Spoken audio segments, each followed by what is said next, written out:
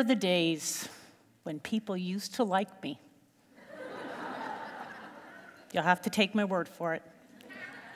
Back in the days when I stuck to investment portfolios and financial plans and kept my nose out of their love life. But that all changed. You see, I'm a financial advisor who was boomeranged back into the dating game in my 50s. And I'm thinking, this is going to be fun, right? I mean, what's a date but a business meeting or a job interview, but with the prospect of a goodnight kiss at the end? But I realized pretty fast out of the gate that there are way more rules about finance in the world of dating than there are in the world of finance.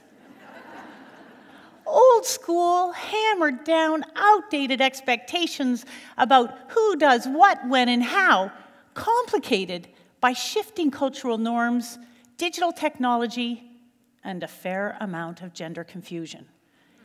And we're not supposed to talk about any of it. So here I am, reaching into the back of my closet, looking for a push-up bra and a pair of high heels. Learning about online dating from my 30-year-old friends. And it's not so bad once I figure out what some of the initials mean. Lol. But I had two big discoveries early. I can swipe right to find somebody who will chase me around in a bunny suit with whipping cream and chocolate sauce easier than I can find somebody comfortable about talking about how we're going to pay for dinner.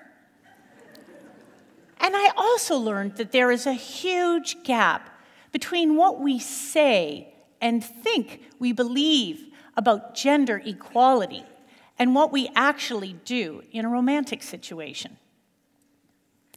So, here I am, sitting across from my cis male date, strapped into my new Spanx and smelling like eau de Chanel. And I casually mentioned that since I had invited him for dinner, this would be my treat. Again, I'm thinking this is like in business, where there's that scene at the end of the meal when the bill comes and it sparks a showdown about who's going to pay or who won't pay. I make a simple statement that I think would be seen as polite, maybe even a relief. And he comes back with, absolutely not. It is my privilege to pay for the pleasure of your company.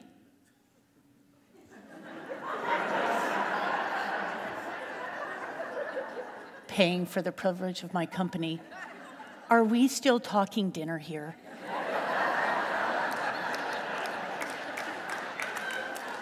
No, really, this is my treat. He looks me straight in the eye and says, with calm, cold certainty, it is the man's job to pay the bill.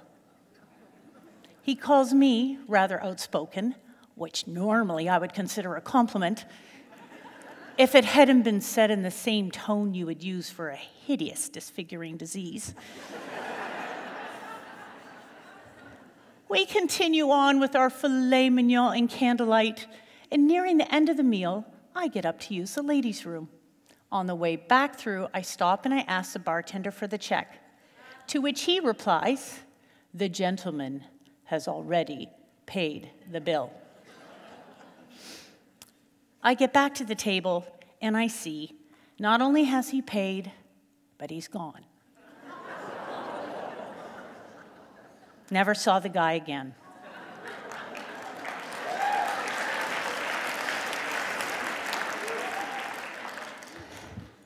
As I huddle into my coat and skulk out of the restaurant, all I can think is, how is this ever going to work?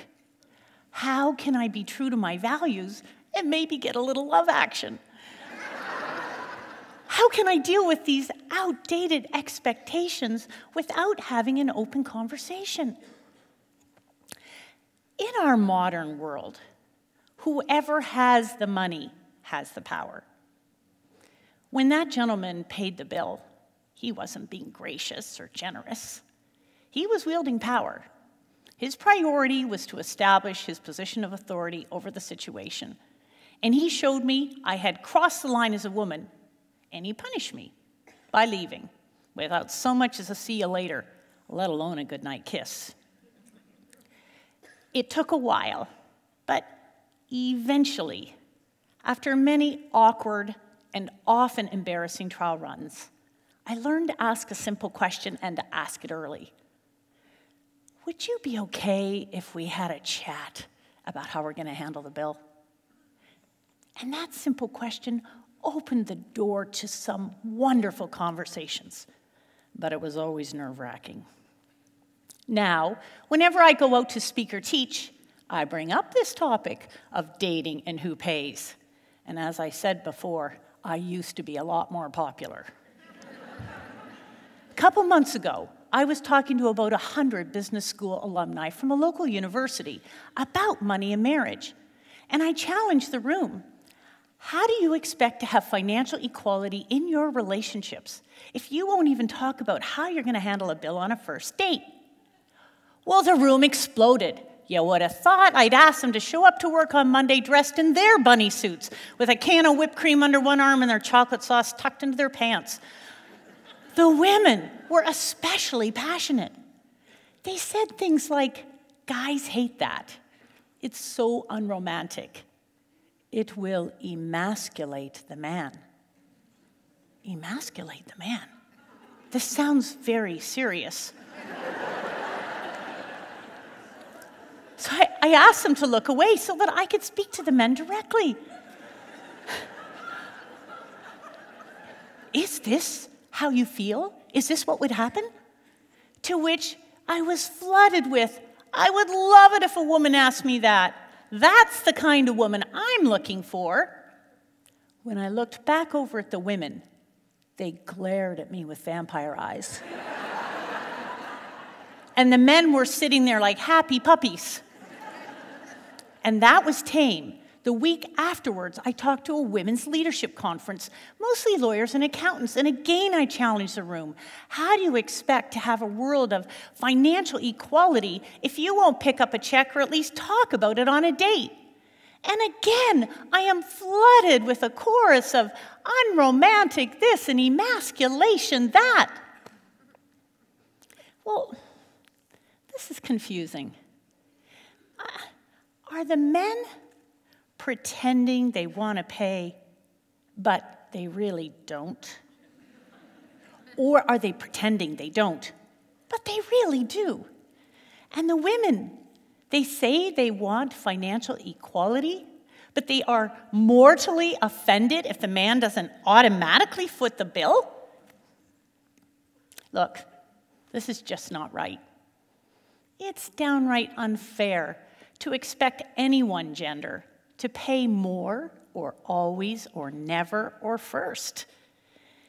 And it's not healthy to exchange our power for a meal or love or even whipping cream and chocolate sauce. But buried deep in our culture are social norms and conditioning we cleave tightly to, even when it no longer works for us. But at some point, things that aren't fair need to be talked about, don't they? I mean, it's not about a first date and who pays. This is about confronting outdated expectations. It's about being brave enough to have an open conversation at the point where the stakes are actually at their lowest. Do you think it's going to be easier to talk to your partner about financial equality when you are buried up to your eyeballs with dirty diapers, mortgage payments, and morning breath? Some of us want the world to be fair. And some of us are willing to take responsibility to try to change what's not fair. And we all want love and happy relationships, right? Well, let's get some practice talking about the tough stuff early. Changing outdated expectations requires open conversation. And these open conversations begin with a simple question we can all start to ask.